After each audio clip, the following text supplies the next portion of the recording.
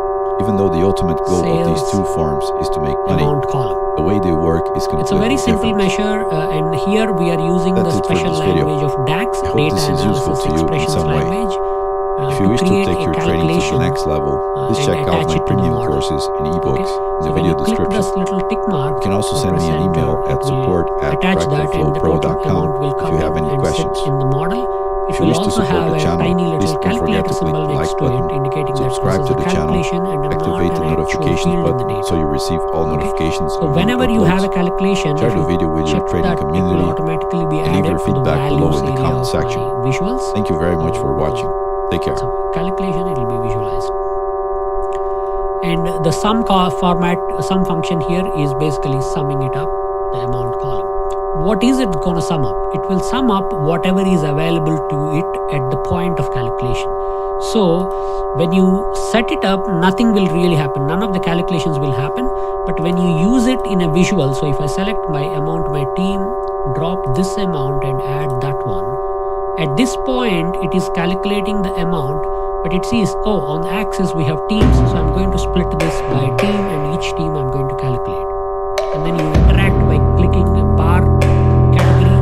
It will further slice that number into bars. If you select a country, it will further slice that into that country. So all of these calculations are done by the data calculation engine Power Pivot, and then produce it. That's why when we set up the calculations also, we use the language of Hey Power guys, Pivot, which welcome is back DAX, to another episode. to create Candlestick the patterns are one of the calculations. most important factors So total when it amount comes to done. trading We want to figure successfully. out total Yet you'd be cost. surprised that the Now, majority for time of for us to traders figure out use candlestick how to patterns calculate the total incorrectly. cost. If I In go this to video, my we're going to show you everything table you need to view, know from about here I trading can see candlestick individual patterns tables. from So I'm beginning looking to at end.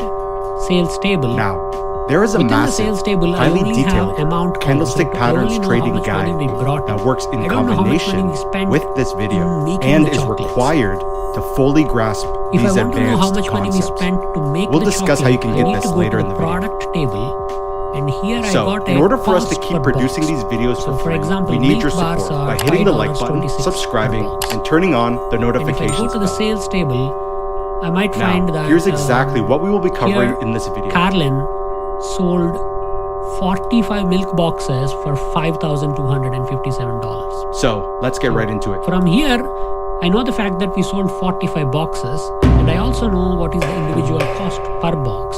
So I can calculate the total cost. Take boxes times cost per box. So this is how we can calculate the total cost. First, we will add a column to the table called cost, and then figure out what is the total cost here. We're going to first do a quick recap of the candlestick basics to get all the new people here on the same page. First, how to read candlesticks. So let me just add You have a your column. green You can candles, go to the which are table tools, bullish. and from You have your here, red click candles, on which the are new bearish. column. This here is the candle body. And then These from here there, are the I'm just candle going to wicks. say For green candles, column would opening be price is at the cost. bottom here, This is and equal the to closing price is at the top here. boxes For red which is candles, my the boxes opening column price here, is at the top here, times and the cost closing per price box. is at the Where is bottom cost here. per box? The wick It's in the ends at the products table. top, So it's not in this represent table, the it's in a highest price different point. table. The wick ends at the Within bottom, Excel, represent I the don't want lowest to price constantly say point. Excel, but it's a easy thing for us to fall So, back on. why are candlesticks So important in Excel, to we would understand? use a lookup formula to do The that. candlestick pattern Here that also you can forms do that, but acts you as a leading already have indicator linked up the that tells you tables, right? Both these exactly tables are connected, what is so occurring in we don't terms need of the to buying and specifically selling look up. We within will the market use at another that particular concept moment in called- time, because which there is a then helps relationship. give you a Get me directional the bias to related trade in. cost per box So next, for this how particular do we line use item. So candlestick we go patterns? Look at I'm in Choco. Whatever Many is the traders will cost per take box trade for Almond entries Choco, you solely bring that, based and then it'll on what multiply candlestick that, pattern and forms then you on will its have own, which results cost in item low there. quality So trades. for example, this line item What here, we like to do is we combine sold candlestick 422 patterns with boxes of key Almond levels Choco for and $2,000, areas of but it actually confluence to costed us increase the quality of the trade. And the higher the $2,173 trade to make quality, them. the higher We the kind of percentage made a chance loss on that of success. particular line, So now, but that's, let's how dive into you the exact calculate the candlestick cost. patterns we use. So once this is done, we go back here, and from there we'll make a new measure. This will be total cost, and this is nothing but sum of that cost column we just introduced. Okay, now of all the things that Now, we are gonna there are a do, multitude of candlestick I'm patterns hoping that that traders use. the most But complicated these are the one ones is we find the calculating most total cost, effective because and that occur the this most is where often. the information is not directly available. Let's start with It the is kind first, of, we had which to is the bring long it wick from two candle. tables and mix it up and then show it. This is So any candle if you found where this the wick bit is easy, sticking then you're out going in the to same find the rest of direction the as the moving trend. video session. Now, there are two fairly variations easy to of the follow long along. wick candle But if you had that some make it of difficulty, higher quality. you don't have to beat First, yourself up. Just the smaller the as I body said, of the sit back, candle, enjoy, the better the candle. And then because And the video second, is on YouTube, the you longer can come the back wick, to the same the page better the candle. later tomorrow Also or day known after when as you a very long wick have candle. a little bit So stronger let's now show how this is communication used available in combination and with watch key the thing levels. and it will make sense. But what Starting in would an be a uptrend. better way of doing First, this is price came up, watch that, hit take and the reversed, idea, go back giving and you do your it key level yourself, of resistance. then you will understand As how price it came all back up, worked. you had a perfect Okay, long so wick that's candle the total form cost one. right at the key level of resistance, which presented a trade opportunity short.